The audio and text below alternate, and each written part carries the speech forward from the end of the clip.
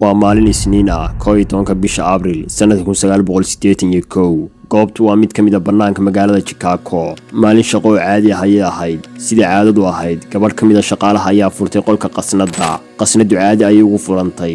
sanduuq walbana meeshiisa ayuu yaalaa. wax walbana caadi ayay u muuqdeen. dhibaatana ma jirin. shaqo maalmeedkooda ayay bilaabeen. cabaar kadib waxa uu timid mid ka mid ah macaamiisha bangiga oo doonaysa inay alaab dhigato sanduuqeeda gaarka ah. haddii aadan hore u maqal waxaa laga yaabaa inaad la yaabto macmiil furanaya sanduuq yaala bangiga. haddaba si aad u fahanto qodobkan, waxaa jira adeeg ay bixiyaan bangiyada adduunka kaas oo qofku kiraysanaya sanduuq gaar ah. macmiilka soo dalbada adeegan waxa bishii laga qaadaa qarash yar oo loogu ilaaliyo alaabaha qaaliga ah ee uu dhigtay bangiga. aan u soo laabano sheekadeena. mid ka mid ah macaamiisha ayaa codsatay in loo gudbiyo qolka ay yaalaan qasnadaha. mid ka mid ah shaqaalaha baanka ayaa u gudbisay meeshii uu yaalay sanduuqeedu. laakiin markii ay geliyeen furaha sakatuurada sanduuqa, waxay ku naxeen in sakatuuradu ay gudaha ugu dhacday. sakatuurada waa la jebiyey. waxay ku baraarugeen in sidoo kale la jabsaday 74 ka mid ah sanduuqyada macaamiisha, lana qaatay wax walba oo ugu jiray. maamulka iyo shaqaalaha bangiga waxaa la yaab ku noqotay in tuugadani aysan ka tegin wax raad ah oo muujinaya meesha ay ka soo galeen iyo habka ay u dhaceen qasnadaha. ma jirin god dhulka ah, mana muuqdo dalool gidaarka ah. saqafku waa caadi, sidoo kale albaabada hore lama soo jebin. waxaa la joogaa xilli barqa. sababta aroortii hore loo fahmi waayay in bangiga la dhacay waxay ahayd albaabada oo caadi u furmay, qasnadaha oo aan dhibaato qabin, iyo sanduuqyada oo mid walba meeshiisa yaalay. maskaxdooda waxaa ka guuxaya su'aalo badan oo aysan jawaab u hayn. sidee ayay tuugadani gudaha ugu soo galeen bangiga? halkee ayayna ka baxeen? maxay tahay sababta ku kaliftay in sanduuq walba meeshiisa ay ku celiyaan? muuqaalkeenna maanta wuxuu ku saabsan yahay mid ka mid ah sheekooyinka ugu cajiibsan ee aan ku soo qaadanay Go'aanso Channel. su'aalahan iyo kuwo kaleba waxaad kaga bogan doontaa muuqaalkeenna maanta.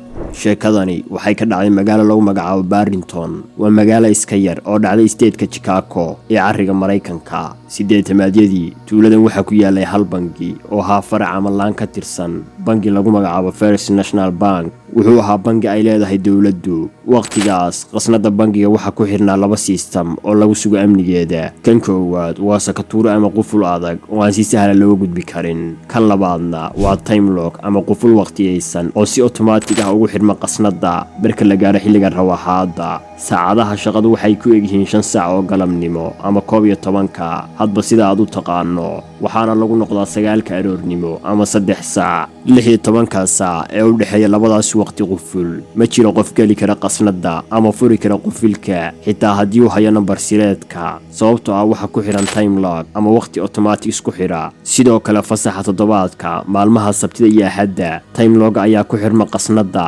loomana gudbi karo inta laga gaarayo 9 subaxnimo ee maalinimada Isniinta. galinka hore ee maalinta sabtida bangigu wuu shaqeeyaa. sidaas darteed automatic lock-gu wuxuu qasnada ku xirmaa galinka dambe ee sabtida. maalinta sabtida 11 bisha afraad sanadka 1981, gabar ka tirsan shaqaalaha ayaa si caadi ah u soo xidhay albaabka qasnada. mar haddii la xiro dib looma furi karo inta laga gaarayo subaxnimada Isniinta.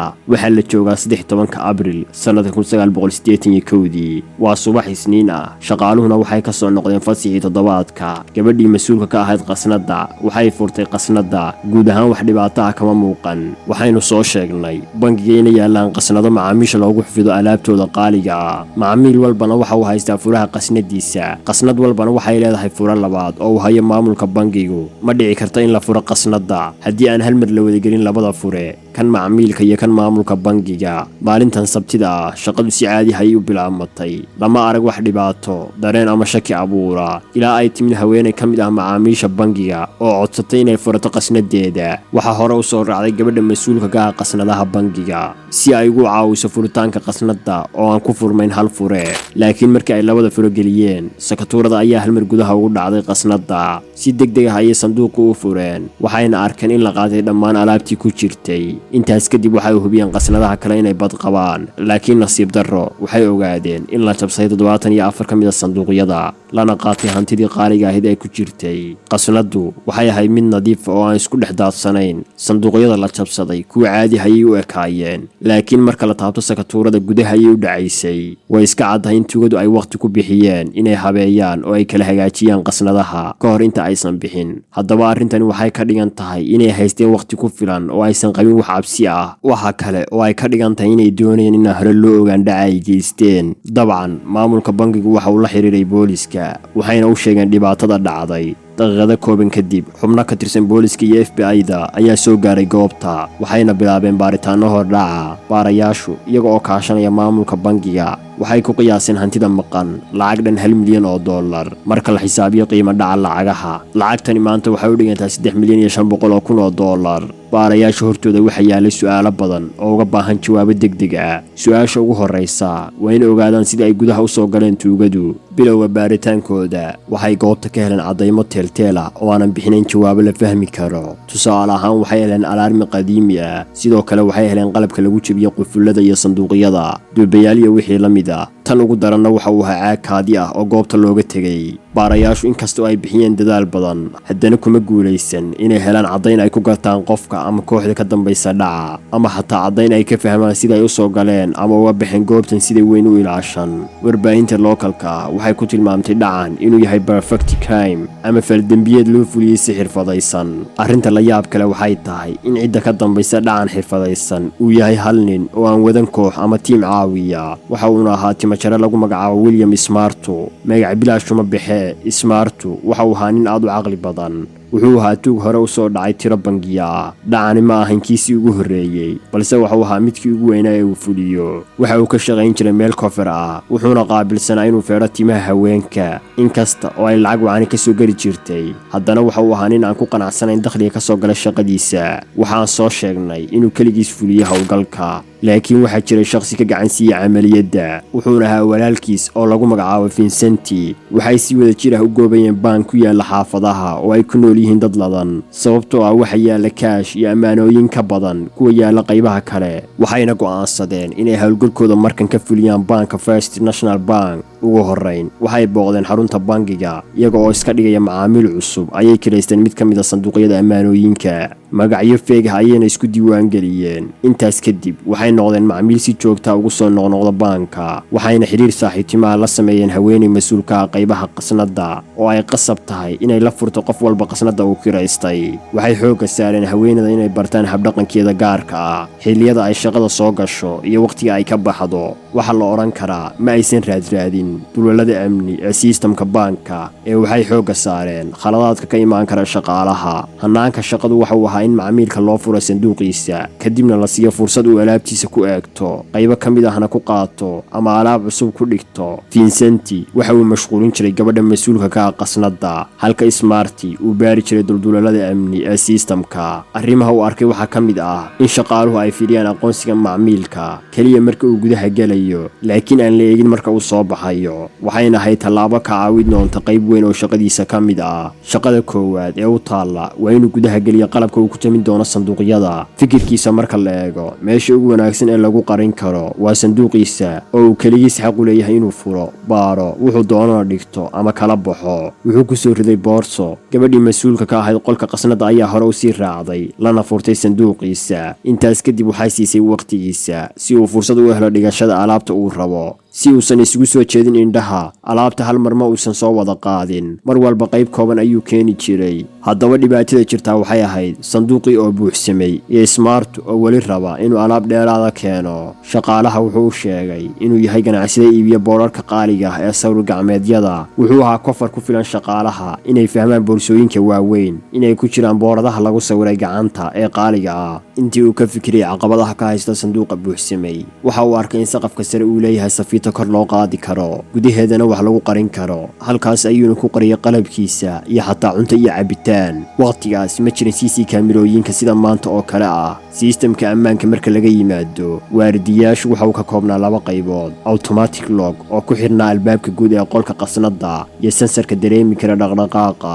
haddii uu qof soo galo qasnada ama uu soo dalooliyo sagxadda saqafka ama xitaa gidaarka wuxuu ku qaylinayaa cod dheer. security-ga ayaana soo gaaray goobta si ay gacanta ugu dhigaan tuugada u soo dhacday baanka. Smartuna wuxuu ku qasbanaa inuu shaqo fariisiin ku sameeyo sensorkaas si uusan ugu qaydin marka uu jebinayo sanduuqyada. Waxa uu lahaa xoogaa khibrad ah oo tiknoolajiga waqtigaas ku saabsan. kaliya waxa uu baahnaa inuu jaro fiilada codka, xataa haddii uu sensorku dareemo dhaqdhaqaaqa ma yeelin karo wax cod ama dhawaaq ah. Smartu waxa uu qabay cabsi ah inay jiraan sensoro kale oo aan ahayn kaas oo uu shaqo fariisiinta ku sameeyay. Si uu arrintaas uga gungaaro, waxa uu safiitada geliyay alarmi qadiimi ah, wuxuuna ku xiray inuu dhawaaqo saacadaha dambe ee habeenka haddii ay weli jiraan sensoro kale oo uusan ogeyn oo ku qarsan qolka qasnada. Markiiba waxaa imaanaya ciidanka si ay u hubiyaan cidda soo gashay. Smartu habeenkii koowaad markii la gaaray waqtigii uu ku xiray alarmka, waxa uu ku soo dhawaaday agagaarka baanka si uu hubiyo inay jiraan sensoro kale. Sidoo ka cabsanay ay noqotay oo askartii gudaha ayay ku yaaceen, wayna soo laabteen markii ay waxba waayeen. Maalmihii xigay waxa uu raadinayay meelaha kale ee ay yaalaan sensorada. Dhammaantood wuu helay wuuna haleeyay. Mid ka mid ah sensorada waxa uu ku jiray sanduuqiisa gadaashiisa. Waqti dheer ayayna ku qaadatay inuu helo. Ugu dambeynna isna shaqada ayuu ka saaray. Markii uu haleeyay dhammaan sensoradii baanka, waxa uu sameeyay tijaabadii ugu dambeysay. Alarmiga ayuuna ku xiray saacadaha dambe ee habeenka, wuxuuna la socday dhaqdhaqaaqa waardiyaha baanka. Markan uma aysan dhaqaaqin gudaha, sidaas ayuuna ku gartay inuu ka taqalusay dhammaan dareemayaashii dhaqdhaqaaqa ee ku xirnaa qasnada. Smartu waxa uu harsan qaybtii ugu adkayd ee howlgalka. Sidee ayuu gudaha ugu geli doonaa qasnada una jabsan doonaa sanduuqyada? Waa maalinimo Sabti ah 11 bisha Abriil sanadka 1981. Smartu waxa uu si caadi ah u soo booqday baanka, waxa uuna la hadlay haweeneyda mas'uulka ka ah qolka qasnada. Hore ayay u raacday, waxayna la furtay sanduuqiisa, waxayna siisay waqtigiisa oo bannaanka ayay uga baxday. Walaalkiis oo bannaanka ku sugayay ayaa ka mashquuliyay gabadha. Ilbiriqyadaas kooban ayuu Smartu ku dhuuntay meel uu isagu og yahay. Xagee ayay ahayd tolow? Sida idin muuqata marka la soo galo qolka qasnada, waxa yaala sanduuqyo safan oo ku teedsan gidaarka. Meesha ay isaga yimaadaan labada saf waxaa jira space bannaana oo hal qof istaagi karo. Naqshadaha qaar ka mid ah bangiyada ayaa lahaa, waxayna ahayd nashqad khatar ku ah ammaanka baanka. Muddadii ay bannaanka taagnaayeen, walaalkii Vincent iyo haweeneyda mas'uulka ka ah qasnada, Smart waxa uu fuulay sanduuqyada wuxuuna ku dhuuntay duleelkii bannaana meesha ay isaga yimaadaan labada saqaf. Sida aan soo sheegnay, culays lama saari jirin hubinta aqoonsiga cidda baxaysa. Ma aysan jirin cid ku baraarugtay inuusan weli soo bixin Smartu. Vincent waxa uu macasalaamay haweeneydii uu la taagnaa uuna iska baxay. Waxa la gaaray waqtigii rawaxaada. Albaabkii guud ee qolka qasnada ayaana la xiray. Shaqaalaha oo dhanna way rawaxeen. Smartu markii uu hubsay in dadka oo dhan ay baxeen, shaqadiisa ayuu bilowday. Toosh ayuuna shitay. Wuxuu wataa dube iyo bir la cabir ah. Sakatuurada sanduuqyadu waxay ahaayeen kuwa aan sidaas u adkayn. Wuxuu ku talagalay inuu sakatuurada birtan ku qabto, kadibna dubaha ku garaaco mar ama labo. Intaas kadibna sakatuuradu waxay ku dhacaysaa gudaha sanduuqa. Sida aynu ku soo sheegnay bilowga sheekada, waxa uu rabaa inuu sanduuqyada safkooda iyo sakatuurada ilaaliyo. Wax walbana ay u muuqdaan inay caadi yihiin. Wuxuu bilaabay inuu 74 sanduuq mid u jabiyo, kana urursado hantida qaaliga ee gudaha ugu jirta. Intaas oo hays shaqo dhib badan, haddana waxa uu haystay waqti ku filan. Markasta uu cabaar shaqeeyo, waxa uu qaadanayay nasasho, waxa uuna cunayay cuntadii iyo cabitaankii uu saqafka ku diyaarsaday. Arrinta yaab kale ee ka soo baxday baaritaanka waxay ahayd in Smart uu dhaqmay sida nin wanaagsan oo dadka masaakiinta aan dhibaato u geysan. Sanduuqyada qaarkood waxa uu ka helay waraaqo tilmaamaya in qofkan lagu leeyahay deyn ama uu ku jiro nolol adag. Dadkaas sanduuqyadooda waxa uu ku riday dahab uu ka soo saaray qasnadaha ay leeyihiin dadka ladan. Markii uu dhameeyay shaqadiisa, Smart waxa uu hubiyay in sanduuq walba uu meeshiisa yaalo. Sakatuurooyinkii ay ku jiraan duleeladii loogu talagalay, wax walbana ay u muuqdaan inay caadi yihiin. Qalabkii uu ku fuliyay howlgalka waxa uu ku celiyay safiitadii korkeeda. Hantidii uu dhacayna waxa uu isugu geeyay 4 boorso, wuxuuna ku noqday daloolkii uu ka soo baxay. Waxa la soo gaaray aroortii Isniinta 13 Abriil sanadka 1981. Shaqaaluhu bannaanka ayay yimaadeen. Haweeneydii mas'uulka ka ahayd qasnada ayaduna waxa ay furtay qolka. Sida muuqatay waa qol caadi ah oo aan qabin wax dhibaato ah. Xafiiskeeda ayayna ku laabatay, waxayna sugaysaa macaamiisha sanduuqyada u yaalaan si ay ula shaqayso. Smartu wuxuu ka soo baxay daloolka uu ku dhuumanayay, wuxuuna xirnaa labis la mid ah midka shaqaalaha tiknikaalka ee bannaanka. Laakiin maxaa ku kalifay ayaad isleedahay? Waxaa jira shaqooyin dayacatir oo ka socday qaybo ka mid ah baanka. Smartu waxa uu ka faa'iideystay shaqada socotay, wuxuuna soo baxay isagoo xiran dareys bunni ah oo aan laga garan karin midka shaqaalaha. Ma jirin cid ka shaki dirqiday wuxuuna la baxay labada boorso oo uu watay. Bannaanka waxaa ku sugayay walaalkiis oo wata gaari madow. Daaqada dambe ayuu kaga tuuray 2 boorso. Smartu boorsooyinkiisu waxay ahaayeen 4, sidaas darteed indha adag ayuu kaashaday wuxuuna ku noqday qolka qasnada. 2 boorso ee u dhiman ayuu soo qaatay, gaariga ayuuna ku tuuray. Dhiiranaanta noocan ah maxaa lagu tilmaami karaa? Ma nacasnimo, geesinimo, indha adayg mise kalsooni? Hoos noogu reeb fikirkaaga. baarayaasha FBI-du gees walba oo qasnadaha baaritaan dhammaystiran ayay kaga sameeyeen, waxayna ku weerareen alaarmiga qadiimka ay ka heleen qasnada. Laakiin markii ay ogaadeen in la haleeyay aaladihii sheegayay dhaqdhaqaaqa, waxay fahmeen sababta alaarmiga loo keenay qasnada. Arrintani waxay ka dhignayd in tuugu kiraystay mid ka mid ah sanduuqyada baanka, waxayna dalbadeen liiska macaamiisha leh sanduuqyada. Baaritaanka liiska gadaal waxay ka ogaadeen in dhammaan magacyada macaamiisha ay yihiin kuwa saxan, marka laga reebo 2 shakhsi oo adeegsaday magacyo been abuur ah. Dabcan labadaas ayaa eedaysanayaal ah, laakiin nasiib darro lagama hayo macluumaad saxan oo lagu raadraaci karo. Walow shaqaalaha arkay ay sheegeen tilmaamahooda iyo sida ay u eegyihiin, haddana dabagalkooda lagama gaarin wax natiijo ah. galka baarista ee dhaca baanka First National Bank waxa uu ahaa mid furan 1 sano ayaana ka soo wareegtay dhacdada. 1 sano kadib arrin kale ayaa ka dhacday baan ku yaala magaalo kale oo ka tirsan gobolka Chicago. Mid ka mid ah macaamiisha baanka ayaa galay xamaamka baanka, isaga oo taagan qaybtii waji dhaqa ayay madaxa kaga soo dhacday qayb ka mid ah safiitada. wuxuuna dareemay dhaqdhaqaaq ka jira xagga sare, wuxuuna u qayliyay waardiyaha oo markii loo sheegay waxa dhacay soo qaatay sallaan ama jaranjaro iyo toosh. Sallaanka ayuu fuulay, tooshka ayuuna ku hufiyay duleelka safiitada. wuxuu arkay lug dheer, isagoo argagaxsan ayuu ka soo degay sallaanka, wuxuuna dalbaday ciidamada booliska. goobta waxay isugu yimid koox ka tirsan ciidamada, waxaana la fuulay saqafka oo ugu dambeyn laga soo dejiyay William Smartu. baaritaanka hordhaca waxaa lagu ogaaday in suuligu la siman yahay qolka qasnada oo sida muuqata ahaa taargetka cusub ee Smartu. baarayaashu waxay ka heleen saqafka suuliga qalab la mid ah midkii laga helay First National Bank. tuhuna dheeraad ayaana fuulay Smartu. baarayaashuna waxay ogaadeen inuusan ahayn timajaro iska caadi ah ee uu ka dambeeyay howlgallo badan oo lagu dhacay bangiyo kala duwan, kuwaas oo aan la ogeyn cidda ka dambeysay. dambiyada lagu eedeeyay waxaa ka mid ahaa weerar fashilmay oo lagu qaaday mid ka mid ah bangiyada stateka Chicago. nin ku labisan dareyska shaqaalaha farsamada ayaa soo galay qaybta suuliyada ee baanka, wuxuuna bilaabay inuu dulweeliyo gidaarka qasnada. mid ka mid ah shaqaalaha nadaafadda ayaa u soo galay, wuxuuna dareemay inay socdaan wax qaldan. su'aal ayuuna weydiiyey Smartu, maxaad wadaa? Smartu waxa uu ugu jawaabay, fadlan shaqada marka aan dhammeeyo soo noqo oo kala nadiifi. kalsoonida uu muujiyay ayuu aaminay, wuuna isaga tegay. Smartu isma dhibin ee qalabkiisa ayuu xaraystay, wuxuuna ka daba baxay ninka ka shaqeeya nadaafadda. waxaa laga yaabaa inaad is weydiiso, haddii uu bilo ama 1 sano ka hor dhacay 1 milyan, maxaa ku kalifay isla sanad gudihii inuu 2 bangi weeraro? Smartu mar la weydiiyey su'aashan waxa uu ku jawaabay inuu jecel yahay inuu wajaho caqabado kala duwan, uuna geem la ciyaaro baanka iyo laamaha ammaanka.